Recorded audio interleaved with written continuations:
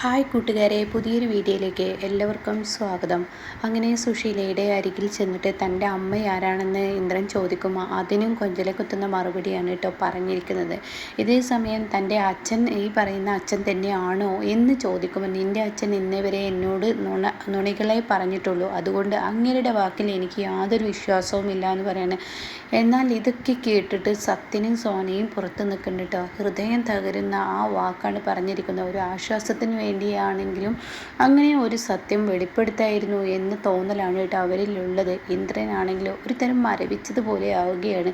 ഇതേ സമയം ഇന്ദ്രൻ അവിടെ നിന്ന് എണീറ്റ് പോകുമ്പോൾ പുച്ഛത്തോടു കൂടിയും വെറുപ്പോടു കൂടിയും ദേഷ്യത്തോടു കൂടിയും സുശീല ഇന്ദ്രനെ ഇങ്ങനെ നോക്കുന്നുണ്ട്. ഇന്ദ്രനാണെങ്കിലോ മരവിച്ച മനസ്സുമായി അവിടെ നിന്നും പതിയെ ഇങ്ങനെ പുറത്തോട്ട് പോകാൻ കേട്ടോ. അപ്പോഴേക്കും സത്യനും സോനയും ഓടി വരികയാണ്. ഇന്ദ്രട്ട എന്ന് പറയുമ്പോഴേക്കും നിങ്ങളെല്ലാവരും കേട്ടില്ലേ, ഇനി എൻ്റെ അച്ഛൻ ആരാണെന്ന് പോലും എനിക്ക് ഈ പറയുന്ന നമ്മുടെയൊക്കെ അച്ഛൻ എന്ന് പറഞ്ഞ് ഇത്രയും നാൾ വിശ്വസിച്ചിരുന്ന ആ ഒരു വ്യക്തി തന്നെയാണോ എന്നുള്ളതിൽ എനിക്ക് സംശയമുണ്ട്. അതുകൊണ്ട് തന്നെ ഇനി കൂടുതൽ ഇന്ദ്രട്ട അമ്മ പറയുന്നതൊന്നും കേൾക്കണ്ട, അമ്മയുടെ വാക്കുകൾക്കൊന്നും ഇല്ല, ഇനി ഒരിക്കലും എനിക്ക് ഈ വാക്കുകൾക്ക് ഇനി വിശ്വാസം നൽകാൻ പറ്റത്തില്ല. കാരണം എന്താണെന്നറിയോ, ഇത്രയും നാളും ഇന്ദ്രനെ ചതിച്ചിട്ടേ ഉള്ളൂ എല്ലാവരും. അതുകൊണ്ട് തന്നെ ഇനി അമ്മയുടെ വാക്കുകളിൽ ഓരോന്നിലും അങ്ങനെ സംസാരിച്ചെങ്കിൽ തീർച്ചയായും എൻ്റെ അച്ഛനെ കണ്ടെത്തേണ്ടത് എൻ്റെ ആവശ്യമാണ്. അതുകൊണ്ട് തന്നെ എൻ്റെ ജന്മരഹസ്യം, എൻ്റെ അമ്മ ആര്, എൻ്റെ അച്ഛൻ ആര് എന്നുള്ളത് അറിയേണ്ടത് എൻ്റെ ആവശ്യമാണ്. എവിടെ നിന്നും ഞാൻ വന്നു അതെല്ലാം ഞാൻ കണ്ടെത്തും. എന്നിട്ട് അതിനൊന്നും ആവശ്യമില്ല. ഈ അമ്മ പറയുന്ന വാക്കുകൾ അത് എൻ്റെ സ്ഥാനത്ത് നിന്ന് നിങ്ങൾ ആലോചിക്കണം, അപ്പോഴേ നിങ്ങൾക്കത് മനസ്സിലാവുള്ളൂ എന്ന് പറയണം കേട്ടോ. ഈ സമയം ഇന്ദ്രൻ അത് പറഞ്ഞു പോകുമ്പോൾ സത്യൻ്റെ കണ്ണുകളിൽ നിന്ന് കണ്ണുനീർ തുള്ളികൾ നിറയുകയാണ് കേട്ടോ. കാരണം സത്യന് സങ്കടമാവുകയാണ്. ഒരിക്കലും തൻ്റെ അമ്മ പറയാൻ പാടില്ലാത്തൊരു വാക്കാണ് വീണ്ടും ഇന്ദ്രനെ പറഞ്ഞ് വേദനിപ്പിച്ചിരിക്കുന്നത്. അപ്പോൾ സോന ഇതങ്ങനെ വിട്ടാൽ പറ്റത്തില്ല, നമുക്കങ്ങ് ചോദ്യം ചെയ്യാം. അപ്പോൾ സോന പറയുന്നത് ശരിയാണ്, ചോദ്യം ചെയ്യണം. കാരണം ഇത്രയും നാൾ നമ്മുടെയൊക്കെ അച്ഛൻ ഒന്നാണെന്നുള്ള ഒരു വിശ്വാസം നമ്മളിൽ ഉണ്ടായിരുന്നു, അതും ഇപ്പോൾ അമ്മ തകർത്തു. എന്തിനാണ് ആ പാവം മനുഷ്യനെ ഇങ്ങനെ ഇഞ്ചിഞ്ചായി കൊല്ലുന്നത് എന്നിങ്ങനെ പറയുന്നുണ്ട് കേട്ടോ. അപ്പോഴേക്കും ഇവർ സുശീലയുടെ അരികിലോട്ട് ചെല്ലുകയാണ്. എന്നിട്ട് സത്യം ചോദിക്കുകയാണ്, നിങ്ങളെന്താ ഒരു സ്ത്രീ തന്നെയാണോ? ഓരോ ദിവസവും നിങ്ങൾ കാണിച്ചു കൂട്ടുന്ന പ്രവൃത്തി എന്തെന്ന് നിങ്ങൾക്കറിയോ? ഇപ്പോൾ ഇന്ദ്രൻ്റെ അച്ഛൻ ആരാ? ഇന്ദ്രേട്ടൻ്റെ അച്ഛൻ ഞങ്ങളുടെ അച്ഛൻ തന്നെയല്ലേ? അതങ്ങ് പറഞ്ഞാൽ പോരെ ഇന്ദ്രേട്ടനോട്. എന്തിനാണ് ആ മനുഷ്യനെ ഇങ്ങനെ വേദനിപ്പിക്കുന്നത്? എന്തിനാണ് ആ മനുഷ്യനെ ഇങ്ങനെ വേദനിപ്പിച്ചിട്ട് നിങ്ങൾക്ക് കിട്ടുന്നത് എന്നൊക്കെ പറഞ്ഞു ഒച്ച എടുക്കുമ്പോൾ ഉടൻ തന്നെ എടാ ഞാൻ ഉള്ളത് പറഞ്ഞു, ഉള്ളതുപോലെ പറയുന്ന പ്രവൃത്തിയാണ് സുശീലയ്ക്കുള്ളത്.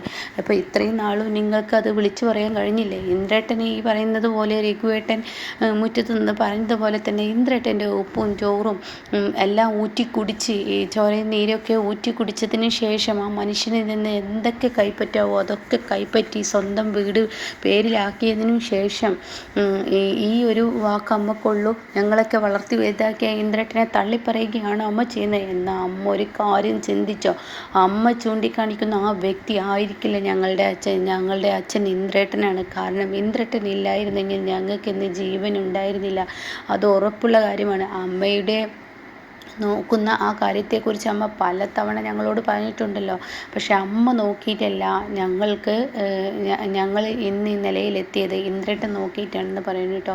ആ വാക്കുകൾ അങ്ങ് കേൾക്കുമ്പോൾ സുശീല യുവന്മാരെ കൊണ്ട് വല്ലാത്ത കഷ്ടമാണ്. അപ്പോൾ സോന പറയുന്നത്, അമ്മേ ഒരു മക്കളോട് ചെയ്യാൻ പാടില്ലാത്ത പ്രവൃത്തിയാണ് അമ്മ ഇപ്പം ചെയ്തത്. വളർത്തു മകനാണെങ്കിലും സ്വന്തം മകനാണെങ്കിലും ഇത്രയും നാളും തൻ്റെ ആവശ്യങ്ങൾക്ക് വേണ്ടി ആ മകനെ സ്നേഹിച്ച് തൻ്റെ ആവശ്യങ്ങൾ നിറവേറില്ലെന്ന് കാണുമ്പോൾ ആ മകനെ തള്ളിപ്പറഞ്ഞ അമ്മയെ ദൈവം പോലും വെറുതെ വിടില്ല, അത് ഉറപ്പുള്ള കാര്യമാണെന്ന് പറയും കേട്ടോ. എന്നാൽ ഈ സമയമൊക്കെ സുശീലയ്ക്ക് അതൊരു കുറ്റബോധമായി ഇന്നേ വരെ മനസ്സിൽ തോന്നിയിട്ടില്ല. അവൻ അർഹനല്ല. എന്നെ സ്നേഹിക്കുന്ന ഞാൻ എടുത്തു വളർത്തിയ മകൻ എന്നെ സ്നേഹിക്കുന്നില്ലെങ്കിൽ അവനെ തള്ളിപ്പറയേണ്ടത് അത് അനിവാര്യമാണ് എന്നാണ് സുശീലയ്ക്ക് തോന്നുന്നത് കേട്ടോ. ഇതേ സമയം ഇന്ദ്രനാണെങ്കിലോ തൻ്റെ ബെഡിൽ പോയിരിക്കുകയാണ്. ഒരു മരവിച്ച അവസ്ഥയുമായി ഇങ്ങനെ ഇരിക്കുകയാണ്. തൻ്റെ അച്ഛൻ ആര് എന്നുള്ളതും ചോദ്യചിഹ്നമായിരിക്കുന്നു. തൻ്റെ അമ്മയല്ല എന്നുള്ളത് ഇവർ പറഞ്ഞു. ഇനിയിപ്പോൾ താൻ ഇത്രയും നാളും തൻ്റെ അച്ഛനാണെന്ന് വിശ്വസിക്കുന്ന ആ വ്യക്തി ഇന്ന് അച്ഛനല്ലെന്ന് പറയുമ്പോൾ തൻ്റെ ഉള്ളു വേദനിക്കുകയാണ് കേട്ടോ. അങ്ങനെ ഇന്ദ്രൻ ഇങ്ങനെ ആലോചിക്കുന്ന കൂട്ടത്തിൽ പഴയകാല ഒരു ഓർമ്മ ഇന്ദ്രനിലൂടെ കടന്നു വരികയാണ്. അങ്ങനെ ഇന്ദ്രൻ ആ ഒരു ഓർമ്മ ഇങ്ങനെ ആലോചിച്ച് നോക്കുമ്പോൾ തൻ്റെ കണ്ണിൽ നിന്നും കണ്ണുനീർ തുള്ളികൾ ഇങ്ങനെ നിറഞ്ഞൊഴുകയാണ്. അതായത് സുശീലയുടെ ആ ദുഷ്ടപ്രവൃത്തി കൊണ്ട് തന്നെ സത്യൻ്റെയും സോനയുടെയും അച്ഛനെന്ന് പറയുന്നതും ഇന്ദ്രൻ ഇത്രയും നാളും തൻ്റെ അച്ഛനാണെന്ന് വിശ്വസിക്കുന്ന ആ ഒരു വ്യക്തി, അതായത് സുശീലെ, നീ ഒരു കാര്യം ചിന്തിച്ചോ? നീ എന്നെ തള്ളിപ്പറഞ്ഞതുപോലെ നീ ഇവനെ തള്ളിപ്പറയരുത്. ഇവൻ ചെറിയ ചെക്കനാണെങ്കിലും നല്ല പ്രാപ്തിയുള്ള ചെക്കനാണ്. അതുകൊണ്ട് തന്നെ ഞാനൊരു കാര്യം നിന്നോട് പറയുന്നു. നിന്നെയും നിൻ്റെ മക്കളെയും നോക്കാൻ ഇവനെ ഉണ്ടാവത്തുള്ളൂ. അതുകൊണ്ട് നീ ഇവനെ തള്ളിപ്പറഞ്ഞാൽ ആ നിമിഷം നിനക്ക് കഷ്ടകാലം വരുമെന്ന് പറഞ്ഞിട്ട് ഇന്ദ്രൻ്റെ അച്ഛൻ അവിടെ നിന്ന് ഇറങ്ങുന്ന ആ ഒരു രംഗം കേട്ടോ, അത് ഇന്ദ്രൻ്റെ അച്ഛൻ ഇറങ്ങുന്ന ആ രംഗം മനസ്സിലൂടെ കടന്നു പോവാണ്. അങ്ങനെ ഇന്ദ്രൻ്റെ അച്ഛൻ ആരെന്നുള്ള സത്യം ഇന്ദ്രനെ നന്നായി അറിയാം കേട്ടോ. കുഞ്ഞുനാളിലെ തൻ്റെ അച്ഛൻ്റെ മുഖം നന്നായി പതിഞ്ഞിട്ടുണ്ട്. കാരണം അതാണ് അച്ഛൻ എന്ന് വിശ്വസിച്ചിരുന്ന ഒരാളാണല്ലോ. അപ്പോൾ അതുകൊണ്ട് തന്നെ തീർച്ചയായും എനിക്ക് അനിവാര്യമാണ് എൻ്റെ അച്ഛനെയും അമ്മയെയും കണ്ടെത്തുക. ആദ്യം എൻ്റെ അച്ഛനെ കണ്ടെത്തണം. അച്ഛനിലൂടെ എൻ്റെ അമ്മ ആരാണെന്ന് അറിയണം. ഇനി കഴിയില്ല. എനിക്കതിൻ്റെ സത്യാവസ്ഥ അറിഞ്ഞാലേ ബാക്കിയുള്ള കാര്യങ്ങളിലോട്ട് മുന്നോട്ട് പോകാൻ പറ്റത്തുള്ളൂ എന്നിങ്ങനെ ഇന്ദ്രൻ മനസ്സുകൊണ്ട് ചിന്തിക്കാൻ കേട്ടോ. ആ സമയം സോനയും ശ്യാമും അതുപോലെ തന്നെ സത്യനും ഒക്കെ കൂടി കയറി വരികയാണ്. ഇന്ദ്രേട്ടാ എന്ന് പറയുമ്പോൾ, എന്താടാ മക്കളെ? ഇന്ദ്രേട്ടാ, ഞങ്ങളൊരു കാര്യം പറയട്ടെ. ഇന്ദ്രേട്ടനാണ് ഞങ്ങളെ വളർത്തി വലുതാക്കിയത്. ഞങ്ങൾ അച്ഛൻ ആരാണെന്ന് ഇന്ന് വരെ കണ്ടിട്ടില്ല. ആ ഒരു ഓർമ്മ പോലും ഞങ്ങളിൽ ഇല്ല. അതുകൊണ്ട് തന്നെ ഞങ്ങളെ വളർത്തി വലുതാക്കിയ, അല്ലാതെ ഞങ്ങൾക്ക് ജന്മം തന്ന വ്യക്തി തന്നെ അച്ഛനാവണമെന്നില്ലല്ലോ. ഞങ്ങളുടെ മുന്നിൽ നിന്ന് നോക്കുമ്പോൾ എല്ലാ സ്ഥാനവും, അച്ഛൻ്റെ സ്ഥാനവും അമ്മയുടെയൊക്കെ സ്ഥാനം ഇന്ദ്രേട്ടനാണ്. ഇന്ദ്രേട്ട, അമ്മ എന്തോ പറഞ്ഞോട്ടെ, അത് കേട്ട് ഇന്ദ്രേട്ടൻ ഒരിക്കലും കലങ്ങണ്ട, മനസ്സ് വിഷമിക്കണ്ട. ഞങ്ങൾ ഉണ്ട്, ഇന്ദ്രേട്ടൻ്റെ മക്കളാണ്. ഞങ്ങളുടെ അച്ഛൻ ഇന്ദ്രേട്ടനാണ്. നിങ്ങൾക്ക് അച്ഛനും അമ്മയും ഇല്ല, അതെല്ലാം ഇന്ദ്രേട്ടനാണ്. അതുകൊണ്ട് ഇന്ദ്രേട്ടൻ വിഷമിക്കേണ്ട എന്നൊക്കെ പറയുമ്പോൾ ഇന്ദ്രേട്ടൻ തൻ്റെ അതായത് ശോനയെയും സത്യനെയും നെഞ്ചോട് ചേർത്ത് പിടിക്കുകയാണ് കേട്ടോ. അങ്ങനെ ഈ സമയം ഇന്ദ്രൻ പറയണ, മക്കൾ പോയി കിടന്നോ, ഇനി എന്തായാലും ഇനി എനിക്ക് അത്യാവശ്യമാണ്, എൻ്റെ മനസ്സാകെ കലങ്ങിയിരിക്കുകയാണ്, അച്ഛനെ കണ്ടെത്തണം. ഞാൻ ഇത്രയും നാൾ വിശ്വസിച്ചിരുന്ന ആ വ്യക്തിയെ ഞാൻ കണ്ടെത്തും, എന്നിട്ട് ഞാൻ അടുത്ത തീരുമാനവുമായി മുന്നോട്ട് പോകുമെന്ന് പറയാൻ കേട്ടോ.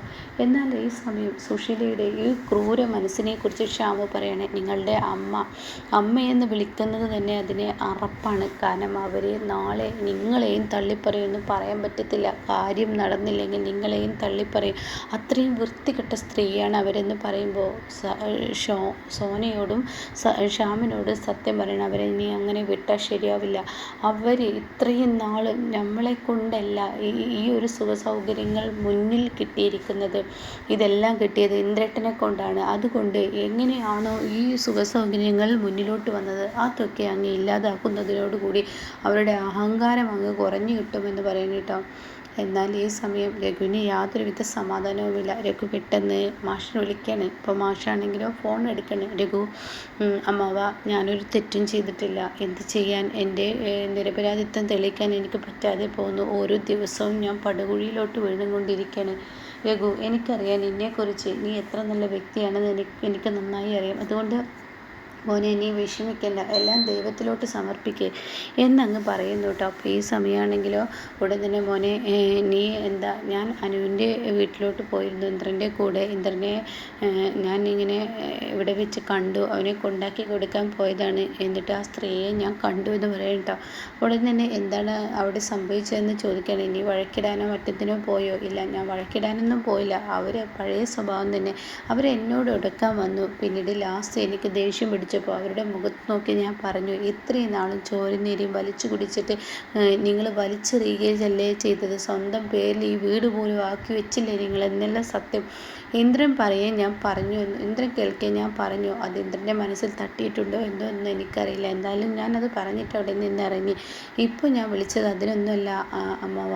അനുവിനോട് കാര്യങ്ങൾ പറഞ്ഞ് മനസ്സിലാക്കണം. ആ സ്ത്രീയുടെ നിലപാട്, മുന്നോട്ടുള്ള നിലപാട് പ്രതികാരമാണ്. അതുകൊണ്ട് തന്നെ പ്രതികാരത്തിന് മുന്നിൽ ഇനി വീഴാൻ പോകുന്നത് അനു ആയിരിക്കും. കാരണം ഇന്ദ്രനാകെ തകർന്നിരിക്കുകയാണ്. പഴയ ഇന്ദ്രനിലോട്ട് ഇന്ദ്രൻ പോയിരിക്കുകയാണ്. നിശബ്ദമാണ്.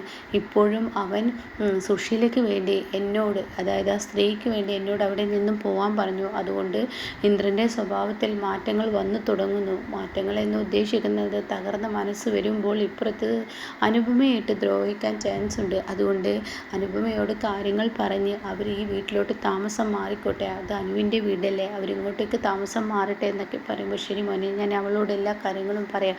അപ്പോഴേക്കും അവിടെ ആരെന്ന് ചോദിച്ച് ചീരു വരിക. അപ്പോൾ തന്നെ പറയണേ രഘുവാണ് വിളിച്ചത്. അത് കേൾക്കുന്ന അമ്പിളിക്ക് അങ്ങ് ദേഷ്യം വരികയാണ്. അപ്പോൾ അമ്പിളി അപ്പുറത്ത് മറഞ്ഞു നിന്ന് കേൾക്കുന്നുണ്ട്. അപ്പോൾ ഈ സമയം എന്താ രഘുവേട്ടൻ പറഞ്ഞത്?